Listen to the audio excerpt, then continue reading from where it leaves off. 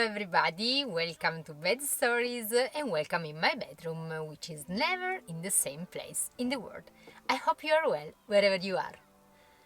Let's go back today, a few months ago, on a Tuesday afternoon. It was mid-May, and we found ourselves driving down a dirty road beside a completely dried up lake in Morocco.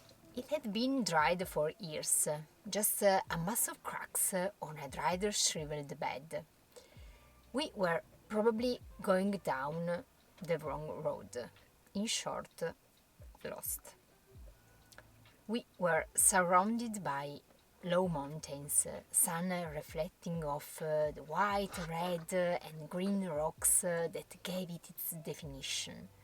But that was it, nothing else. No trees, no houses, no churches, not a single flower, no shops, not even a water source. There were only a few bushes between us and pure isolation, desolate in the full sense of the word. Paolo looked at me. He knew that I was thinking, let's stop here, take some time out and reflect. Yes, I said, take a moment to breathe, to think, to stop and to observe. Anyway, we needed to stop and to check on supplies. Continuing on out there would have been foolhardy and dangerous, and risk-taking wasn't something we wanted to do together with Sakè and Olimpia, our animals. We had enough food and water for about 5 days in isolation.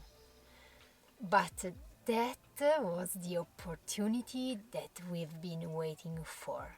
A time to connect with ourselves, not to the internet.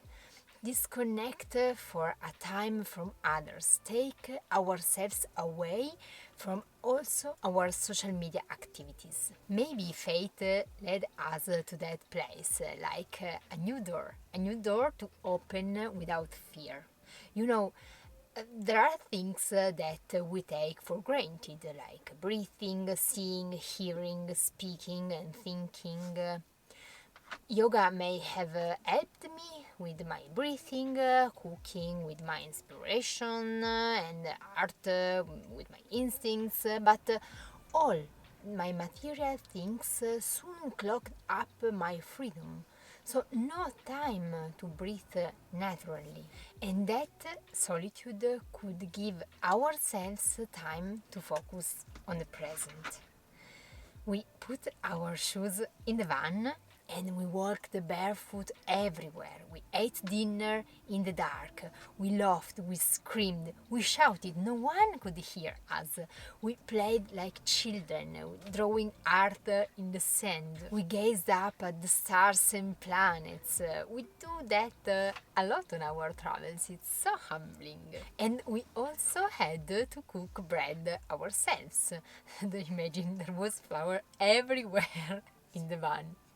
But the 5 days flew by. Only a passing donkey to remind us that there was a world over the mountains. So, how was it not seeing anybody for 5 days? I would say illuminating, refreshing. 5 days was plenty of time to reboot, to restart, to find ourselves again. We survived. Well, it sounds a bit dramatic, but we lived in the desert alone and isolated from humans and stuff, but not isolated from our dreams, from our ambitions, from our love for each other and for Sakè and Olimpia, our animals. Also, this channel was part of that dream, and it's a reality now.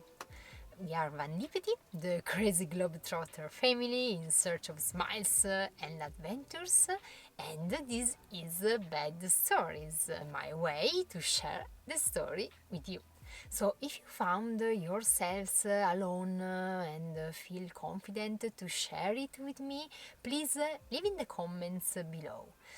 Don't forget to subscribe to hear more stories from the world. See you next time. Bye!